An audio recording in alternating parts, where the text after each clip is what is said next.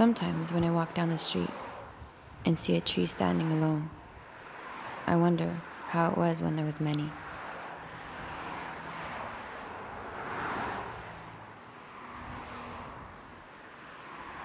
I also wonder how it was for the Coast Salish people and what their experience was as their land became more and more occupied with foreign people and numerous buildings. Kitsilano was a thriving village before, but now it's an isolated beach amidst a bustling city. The same with Stanley Park. There used to be longhouses.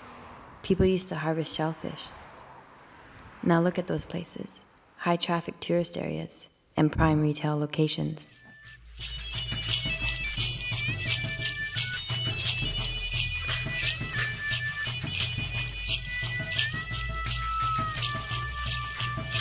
This is how I make the days roll by. This is how I make the days roll by. This is how I make the days roll by.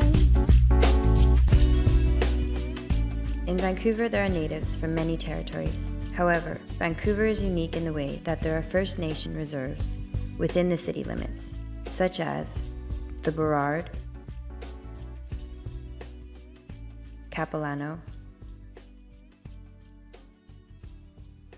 and Musqueam reserves. Oh, it's changed. It's changed a lot. I grew up in Oslahan, which is down the road from here. And my early days were fishing. I mean, the salmon were running, through our creeks in those days. The beach was really nice. We'd go down there on Sunday and have a picnic on the waterfront and bake clams and cook crabs and that. No, we can't. It's all contaminated. But we used to have, all the kids, we used to have trails that were back there and we called it the pit. It was like a big maze, it just went everywhere.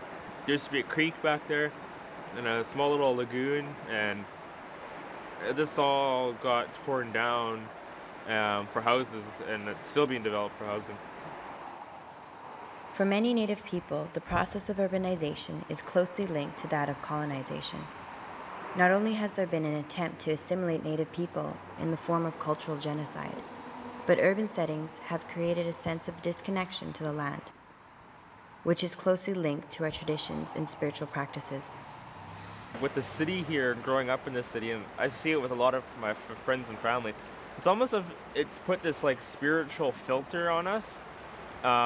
Because we're in the concrete jungle, and it's the spiritual connection to the land is a lot harder to do when you're inside a place with concrete everywhere and roads and airplanes and fire trucks and ambulance and helicopters.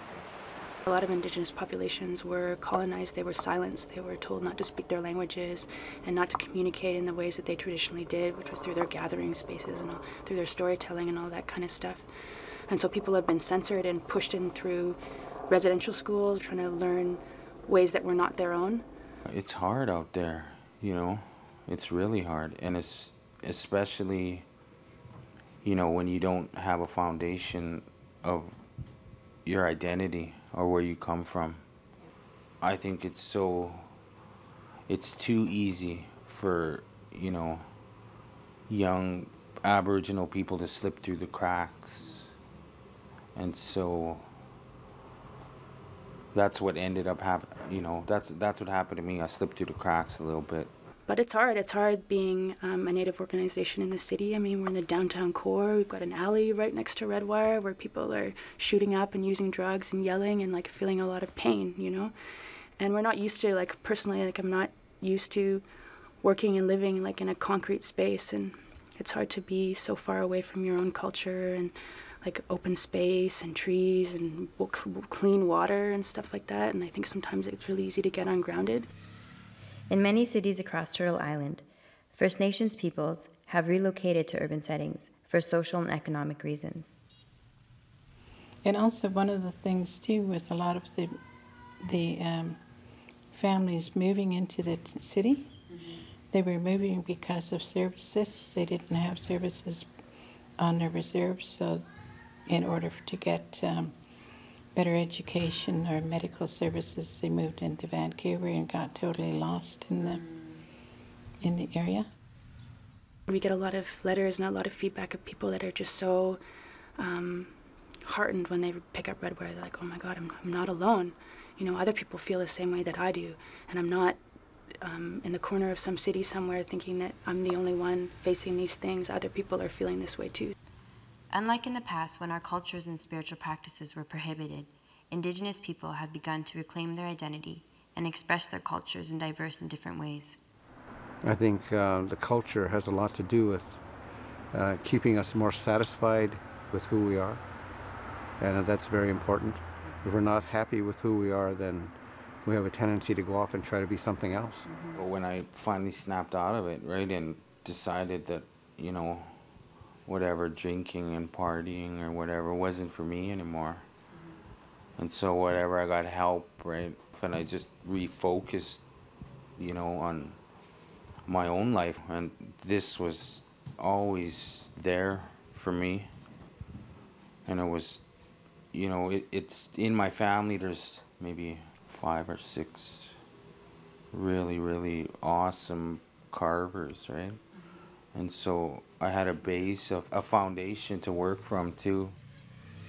My own family, we put on our own ceremonies, our own burnings, our own namings or feasts, celebrations. Just getting together like that because our family was so important, those things again make me feel more connected to what we are.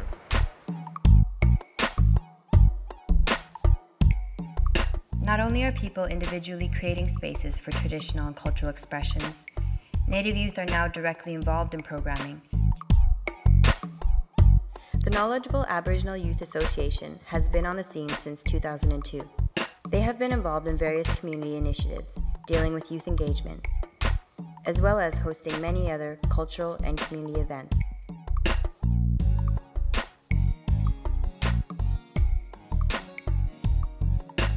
Redwire Native Youth Media Society has been involved in community organizing since 1997 and is the first Native youth magazine to be published and distributed nationally. Redwire Native Youth Media Society is a community of young Native people, mostly in Vancouver, but we have other people that we work with outside of here that are interested in creating a space that is uncensored to talk about a variety of things that affect Aboriginal youth. So mostly what we do is we put out a quarterly magazine with all Native youth artists and all Native youth writers, and we try to promote self-expression because we believe that with our stories and the way that we communicate with each other, that we can build healthier lives for ourselves if we can be honest, instead of being like in a lot of other media sources where things are censored and things are portrayed through stereotypes. We try to break those down and create something that is realistic to us, that is actually the way that we see the world. Our dance group name is Squamish in the Squamish language, translated Eagle Song Dancers. Our mission is to present our culture and to bring awareness that we're alive and well and our culture is active.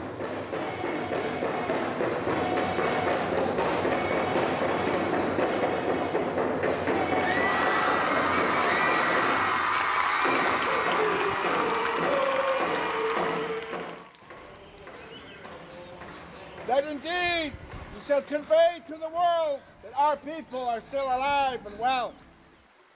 It is definitely a safe haven for me, I guess. To have a space to, you know, practice my culture. It's being part of freedom. It's being part of like the freedom to speak however you feel and whatever you want. And I think initially, when I got involved, I found that kind of frightening. And I think a lot of people do. It's like they've never been given just free space to say however they feel, however they want. And because we have this history of being told that the way that we feel is wrong, or that it's not it's savage, or it's inferior way of viewing the world, that it's almost like this barrier you get beyond because you're paving your own way. It's like this total black void. You've never explored that part of you before. But it's exciting and it's so rewarding just thinking about like the blank page of the stuff that we create, and we just do it as we go, and we say however we're feeling, and just have faith that other people are feeling the same way too. This is how I make the days roll by. This is how I make the days roll by. This is how I make the days roll